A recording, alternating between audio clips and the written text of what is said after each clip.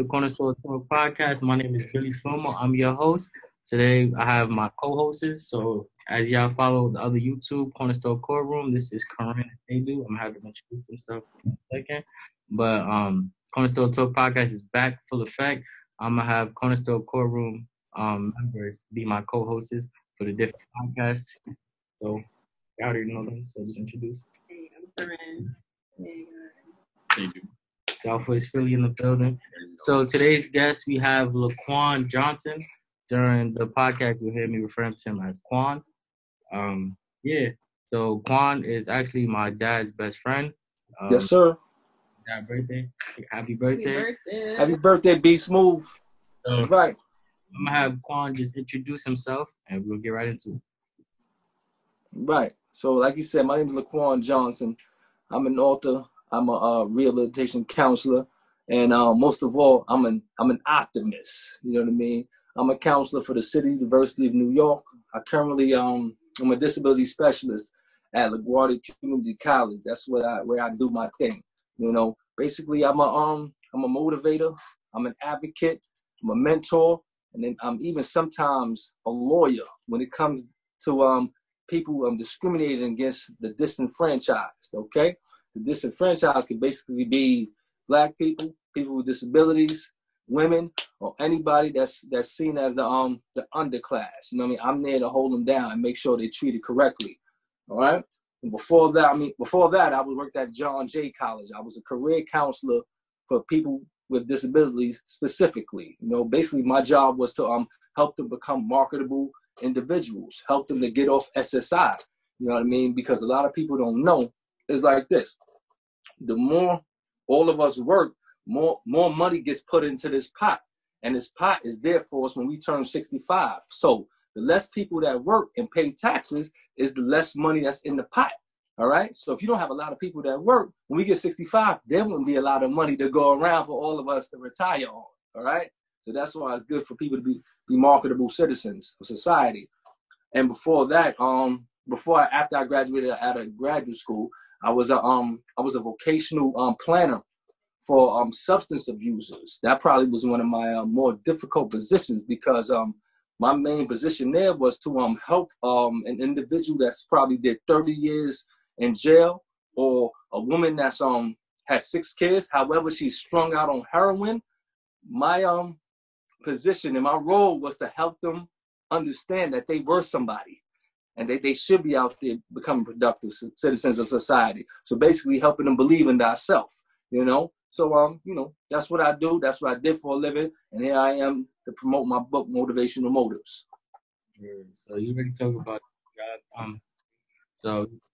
just talk a little bit about your educational background. My, say that again, Bill?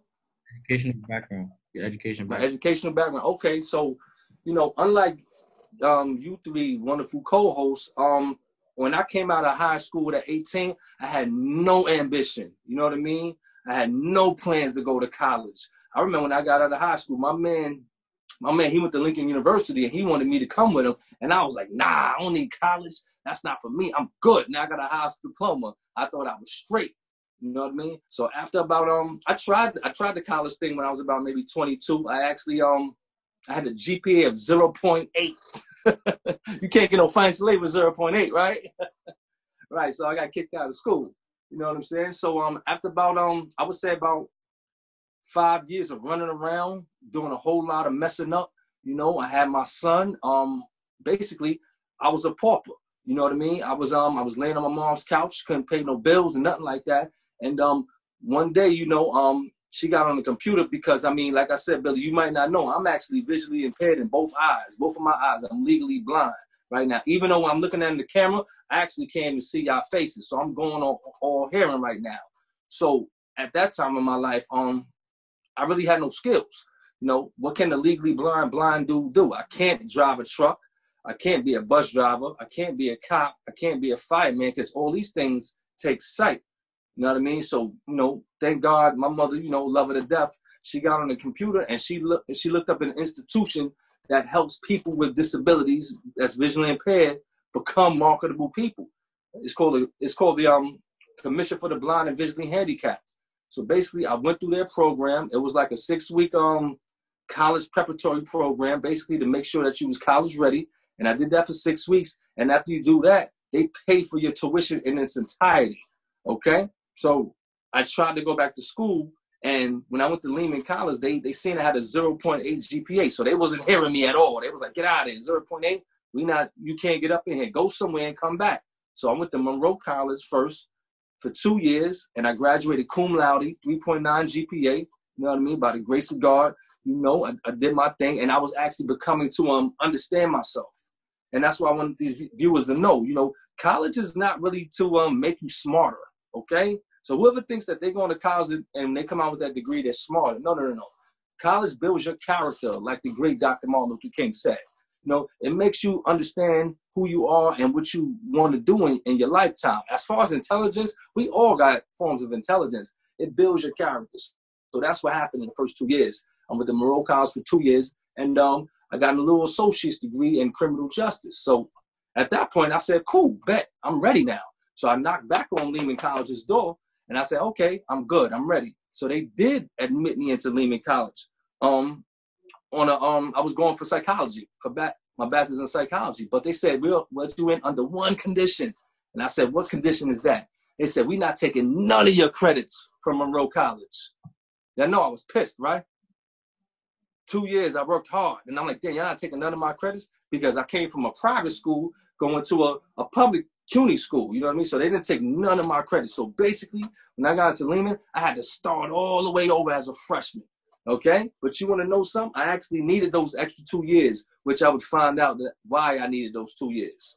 All right, so I did my 2 years in Lehman College. After my sophomore year, I bumped into a program that I became a peer mentor, and basically they put you in a department, and you like a college assistant. And I worked at our counseling center, and that's when I had the epiphany. I said, oh, this is what I do for a living. I'm gonna be somebody's counselor. I'm going to be somebody's therapist. I'm going to be somebody's motivator and advocate. And after I went to the counseling center, I found out what my niche was. So had I not had to do those extra 2 years in school, I would have never found out what my niche was had they had taken those 60 credits, because I'd have did those 2 years with those 60 credits and I'd have been out. So after I graduated Lehman College, I still was kind of iffy, because when you become a counselor, you have to know what population you want to help. You can't say, I just want to be a counselor for everybody. Either you want to help children, women, drug addicts, somebody. You have to have a distinct, population that you want to help. And at that point, I did it. So I wanted to I had to go to graduate school. You know what I mean? But my counselor at the time for the Commission for the Blind, the people that paid for me to go to school, she wasn't hearing me. She was like, you know what? You took too much time. You took 6 years. We're not paying for you to go to graduate school. I'm tight at the time. Like, damn. And what I'm going to do? So I get on the computer and I research, and see what's out there. And I found Hunter College. Hunter College is basically the creme de la creme as it pertains to counselors in CUNY. Whoever wants to be a counselor or a therapist, they go to Hunter College because they got a phenomenal social work program. And they got 3 counseling disciplines. They got guidance counseling, rehabilitation counseling, and mental health counseling. So I get on Hunter College's website, and I see they have a program funded by OASAS. OASAS is the Office for Alcohol and Substance Abuse Services, okay, OASAS. All right, so this program right here, they was basically funding graduate students to go to school to become counselors for substance abusers, okay? So this was the catch. The catch was school was paid for, but you gotta work 30 hours a week with salary. This was the only program that actually gave you a salary while you went to school full time and you worked with salary for 2.5 years. And this was basically like I said, it was a blessing and a curse at the same time, because like I told you guys, think about this, man. They throw you in the program. I'm green at the time. I don't know what I'm doing. And they throw me in the program with everybody in here has been incarcerated for 10 to 15, 20 years. Everybody in here is struggling off crack or heroin. Everybody here is alcoholic. And I have to make them a believer in themselves. You can't teach that. School couldn't teach. It's either you had that in you to advocate and help this person become a believer or not. And apparently I had it in me, because after a year working in the program as an intern, they actually hired me full time. You know what I'm saying? So I got hired full time. My salary went up like $13,000, and I graduated Hunter College after 2.5 years. The great thing about that program was you come out there with the experience, because a lot of kids that go to graduate school, I know a lot of people like this. They come out with graduate degrees, they have no experience.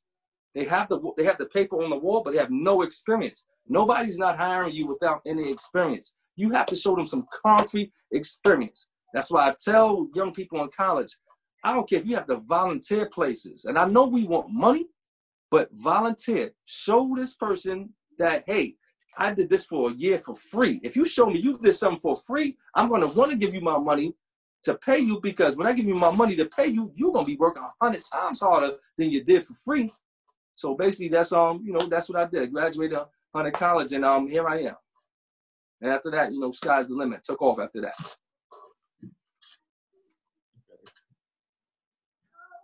So, what's the biggest challenges you faced in any of your past or current roles, and how did you overcome it? It's a very good question. I would say that the biggest challenges I face, the biggest challenge I faced is actually my strengths. You know what I'm saying? Like I said, I'm visually impaired in both eyes, so I have to do things differently. You know what I'm saying? And it's like, I know I look, and the thing about it is I look like I'm sighted. So when people come and talk to me, and I let them know I'm visually impaired, of course they don't believe me. They're like, yo, how you get around and all that? And they even ask me, well, how do you even have a job? You know what I mean? And I just have to educate them and let them know. We all got some form of dystrophy or disability or an impairment. But it is your impairment, whatever that is. Now, mine is my eyes. You know what I mean? This other person that might be learning. This other person, it might be hearing, whatever the case may be. Had I not had this impairment as a person with a disability, I would not be sitting before you today. I'd probably be dead, because I probably would be living a reckless life. So having this quote unquote disability has basically humbled me to a certain extent, to allow me to realize, you know what? Yeah, no doubt the higher power took this away from you, but he gave you so much more. So what I did was, since I don't have this, now I can use this very well. You know what I'm saying? This is 100 times better than anybody else I know. I listen very well. You know what I'm saying? Basically, my lack of seeing actually is my biggest weakness and my strength, because like I said, it wouldn't have made me passionate about helping people, guiding people, assisting people to becoming, the person that they know who they are within ourselves. You know what I mean? Because that's what it is. That's what we all striving for, Billy. You know what I mean? We all striving to become exactly who we know we are up here. And you know what? Once we start believing it, I don't care if nobody believes you. I don't care if mama don't believe you, daddy don't believe you, or your friend don't believe you. When you start believing this, believing who you are up here, you're going to start moving and shaking like that person up here. You know what I mean? And that happens, when that happens? When you stop listening to others. When you stop listening to society. Sometimes when you stop even listening to your own parents. Your own parents might want you to be a cop, but you might say, you know what? I want to be an engineer. So you can't just become a cop because daddy was a cop. You know what I mean? You got to do what you feel like your heart and your mind is telling you to do. So once you start doing that, you have taken the first step to overcoming your adversity and becoming a successful human being.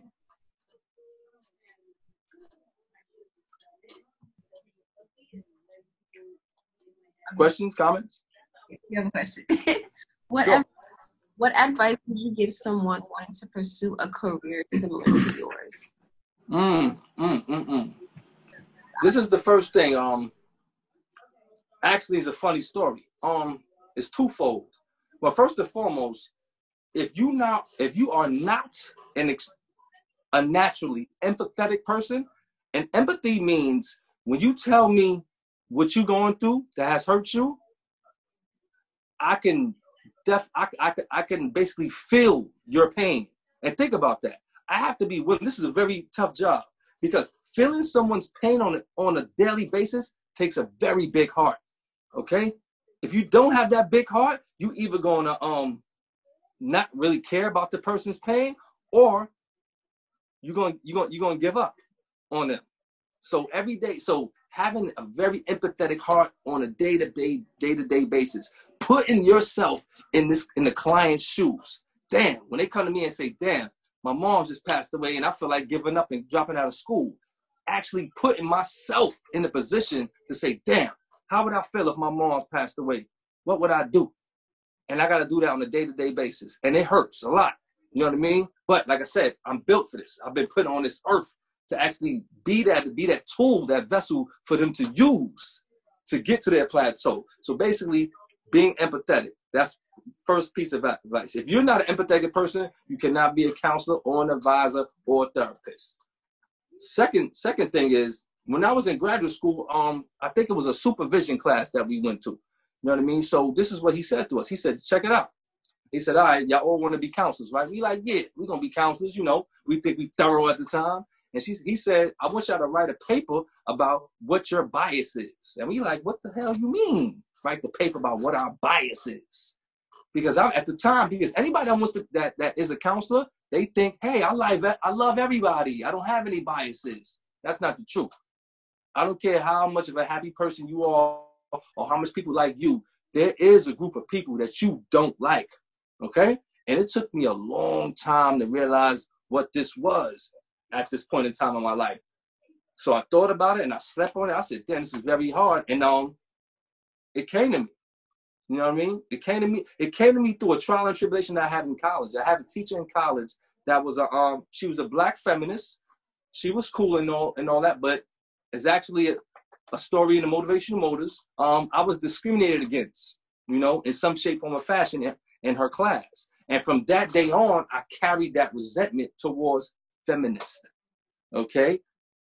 I carried that resentment towards this population of people that felt like, that men weren't treating them fairly. And since I carried that resentment, that's what I wrote about in my paper. And the reasoning behind him telling us to write that paper is because when you are a counselor, when you are somebody's therapist, I don't care what you went through 5 minutes before that counseling session starts. You have to check that out the door, okay? I could be having a terrible day. My wife could have left me. My kid could have the flu. When I get into that room with that client, I can't think about that. That doesn't exist. Because if I do, I'm going to bring that into the session. And once I bring that into the session, it's going to interfere with the rapport that I have with you as a client. Thus, I'm not going to be helping you. So basically, I would tell them, you got to check all your biases at the door. You know what I mean? And definitely make sure that you're a naturally empathetic person.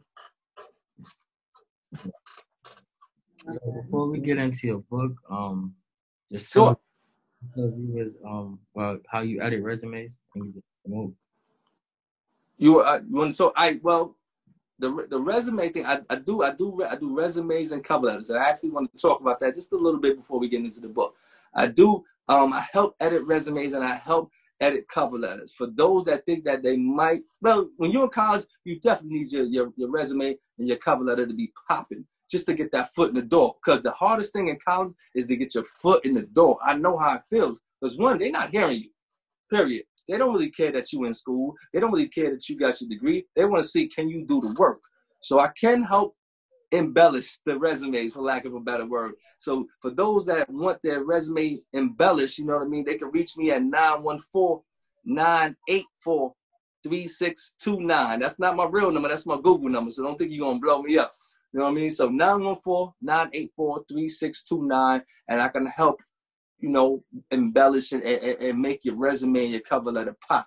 But to piggyback on that right there is, I want especially all my people of color, Black, Latino, Indian, whatever, I want us to start thinking bigger than jobs, okay? You know what I mean? So this is what I love what y'all doing right here, because this is building a career for yourself. You don't even know what you're doing. Y'all really building a career for yourself, because the plan should be to not work for someone, okay? That should be your plan, okay? My daughter's 8 years old, right? And my daughter, she does, I just actually found out, my daughter does video editing. She actually helped me video edit my podcast today. I didn't know she knew how to do this. My wife told me, okay? So she's actually training herself for that skill to have her own career now. So I gave her the example. So after she edited my video, I said, check it out. I said, doesn't that feel good? Then now you got paid for your own thing. So she said, what you talking about? because she plays this game. She plays Roblox. I don't know if y'all know what that is. Roblox. And with Roblox, you need coins to buy stuff, you know. Right? So since she did a service for me, so I gave her $20 worth of Robux, which accumulates into, I don't know, 10,000 coins or whatever. So I said, I'm gonna tell you something. I said, had you been working for somebody, 17 of that $20 would have went to your employer, and they would have gave you 3. And that's how having a job is. I want y'all to remember this too. Okay, your employer is making $10,000 a day, and you coming home with $200. Why not you be the employer? You know what I'm saying? Why not you be a boss? So it's nothing wrong with having a job while you're in college, all right? You know what I mean? But please, I want y'all to really have this. That it's not even a dream. Knowing this goal, I'm gonna work for myself one day. I don't care what it is. You can have your own plumbing business. You can have your own social media outlet. What it is, whatever it is, you can have your own clothing line. Please be a boss. You know what I mean? Because being a worker is not a fun thing. All right? Because that employer, he's robbing you. Okay? Right? So basically that gets me into my book, Motivational Motives. Is on Amazon right now. The audiobook will be out in a few days. I'm critiquing the narrator's oration right now. So that'll be out probably, definitely by Monday. Okay, the audiobook will be on Kindle, Amazon, and iTunes. But right now, you can get Motivational Motives on Amazon. And this is, I would say, in my opinion, it's a must-read for people in your age bracket. It's a must-read for 18 to 30-year-olds. It's a must-read for, because at that age, you know what? I understand. You're supposed to be doubting yourself. You know what I mean? You know, you get that question people ask you, well, what you want to be when you grow up? Right now, at 19, 20, 22, 23, you shouldn't even have an answer for that, right? Because who knows at 18 what they want to do for the rest of their life? Right now, you should be searching what you want to do. You should be trying everything, okay? So this is for 18 and 30-year-olds that are in that time of uncertainty. That's it's not a comfortable time, but it's a necessary time. And that's what this book is written for. It's 7 chapters, okay? I got it's a chapter called Cowardly Correspondence, okay? This chapter is basically about friendship, okay? And this chapter is about that word coward and how it's misused. Especially in our communities, the word coward is misused. You know, we think of a coward as somebody that walks away from a fight and things of that nature. Or a coward is somebody that's not living up to the status quo. All right? So that's what that chapter is about. Then the next chapter is called The Accident. This chapter is about basically, when they say blood is thick in the water, you know what I mean? But not all the time. Sometimes it's the people in your own family that do you the dirtiest. And I'm quite sure all of us could attest to that. All right? The third chapter is called Ricochet, the Ricochet Effect, okay? This is a chapter about friendship and how whatever energy I put out in the universe, that energy it comes right back to me. It's a ricochet. Whatever energy, if I put out love, it will hit me back. If I put out hate, it will hit me back, all right? It's a direct ricochet. The fourth chapter is called The Story of Sarah. This chapter is about deception and how people can use love to deceive you. And sometimes it's the people that you feel like love you. These are the people that are the biggest deceivers in life. Okay. The next chapter is academic duress, I believe. And academic duress is basically about what I was telling you about, that professor that was discriminated against a fellow. The fellow in there is actually me. She discriminated against that fellow because she was in a position of power. Okay. The next one is the next chapter is William and Mary. William and Mary is about it's a spiritual chapter. Is a chapter about how a person doesn't believe in anything and he has to go through these trials and tribulations in life to find himself and believe in a higher power so he can get to to the place that he wants to be. And the last chapter is more for the ladies. It's called Rocky Road. It's about a woman by the name of Rocky, and she goes through a lot of things in her life, and she's running away from the thing that she needs the most, to be alone. She's so used to being around certain men and around certain people that at the end of the story, she is alone. Okay, but she didn't actually if she would have been alone in the beginning, it would have led to a comfortable lifestyle. Now she's alone and she didn't have any power in the situation. Okay?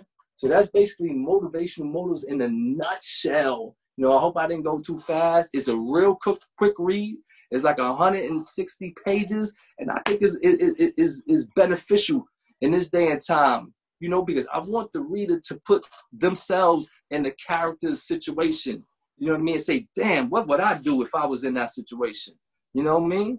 And I want people to understand that these are situations that all of us could possibly go through, okay? And this will help you know how to, duck and dodge the situation when you see it coming, you know what I mean? Because I'm a firm believer that bad things happen for good reasons, you know what I'm saying? We got to go through the bad to get to the good, you know what I mean? If I go through a messed up situation over here, and then that same situation confronts me again, I'm gonna know how to handle it, as opposed to if I never go through that situation, it's gonna knock me over, knock me dead in my face. So I'd rather go through it so I'll know how to dip and dodge it when it comes to me again, man. Look forward to reading the book, Motivational Motives. My copies at home. I'm home to get it. Get that. I want y'all to get it too, please. It's a good read, And like I said, when you get it, don't pass it on to your comrades. Make them buy it, man. You know what I mean? For real. Support Black businesses, man. Right, so put the Amazon link in the description below. So yes. Click into it, look into it, and just buy it. As he said, he got the Kindle version, he has the narrated version, and he got the paperback version. That's right. Absolutely. Got 2 more questions for you. Sure. All right. So basically, you think about everything that brought you to this moment right now, right? So if you had to label 3 people, who was the most important? Who are the instrumental people in my life? Well, first and foremost, it definitely would have to be my moms. And I know that's cliche. Every black man or man of color love his mother to death, as he should.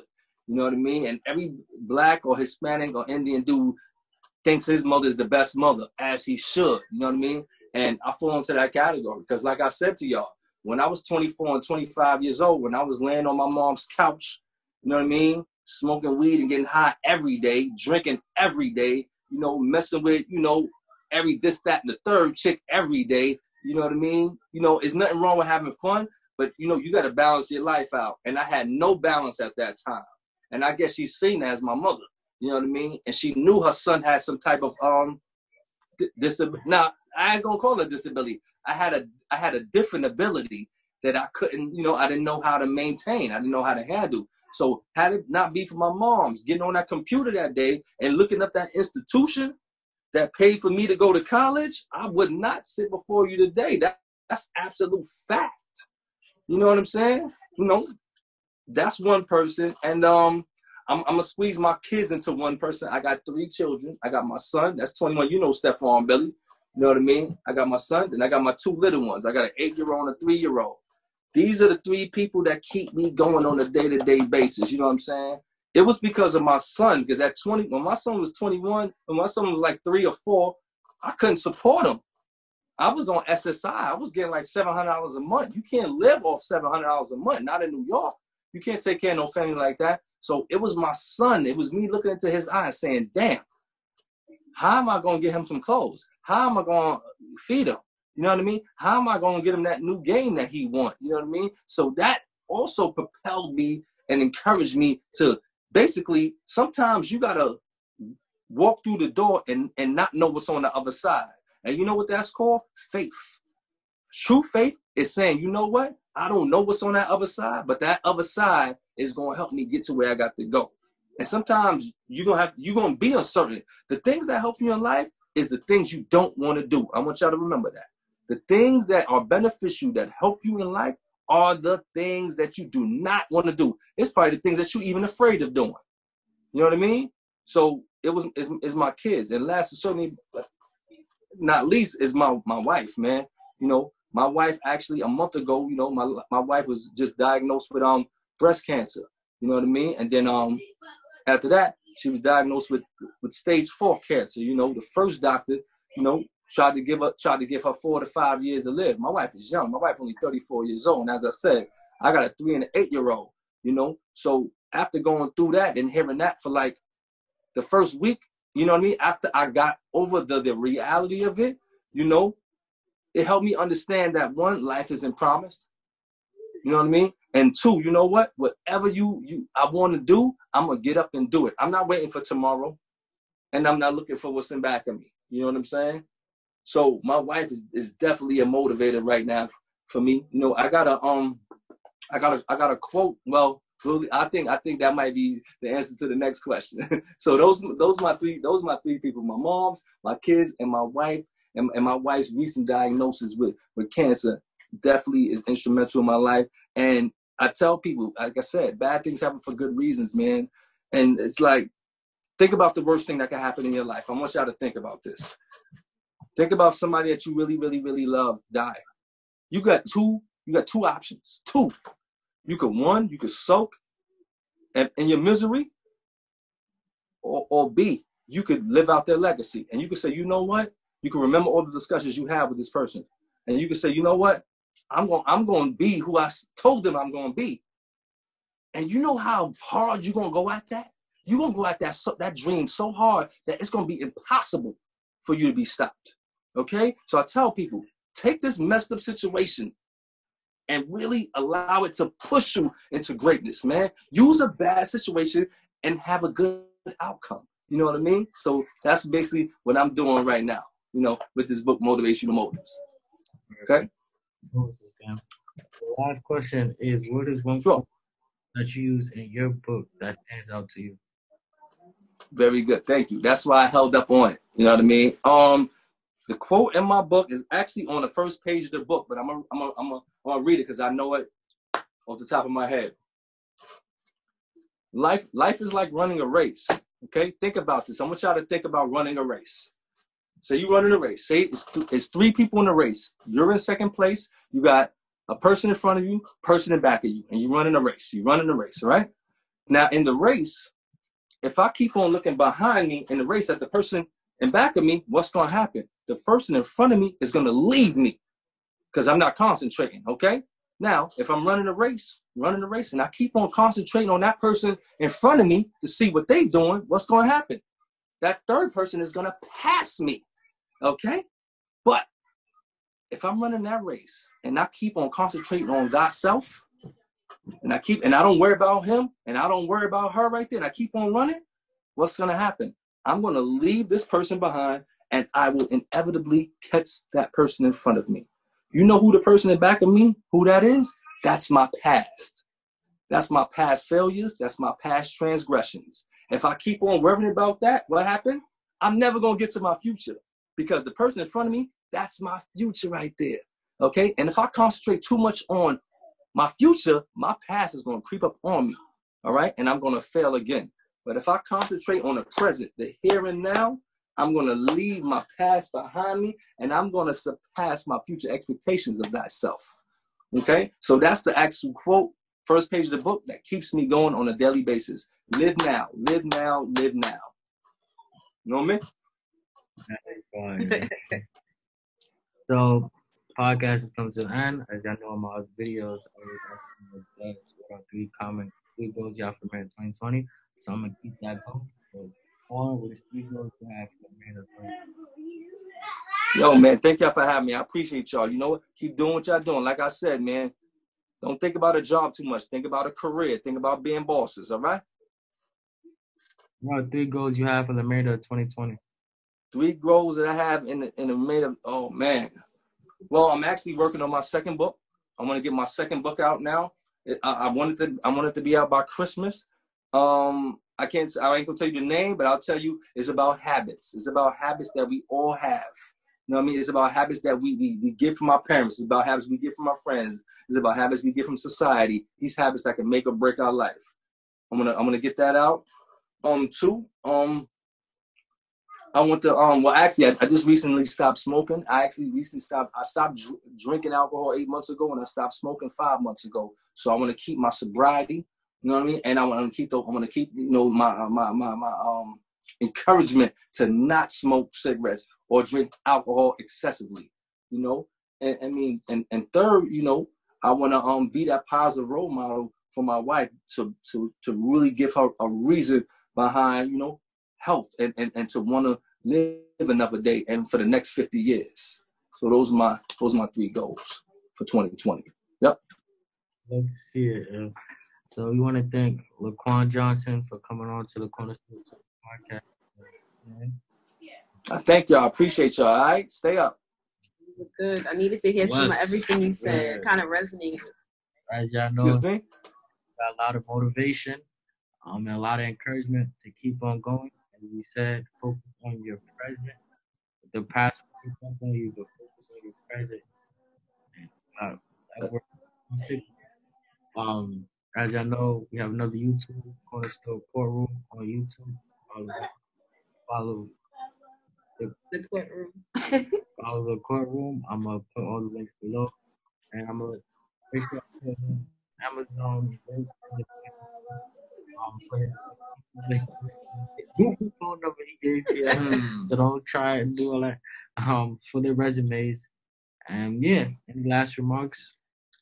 We appreciate it. Like I said, man, you know, like I want my people of color to know that, you know, we in the struggle from day one. So you know what, we gotta stay with ourselves, man. And we gotta understand that, you know, ain't nobody gonna pay you what you gonna pay you. Remember that. No one can pay you for your worth but you. And if you keep that mindset, you a boss. All right? I got any last remarks?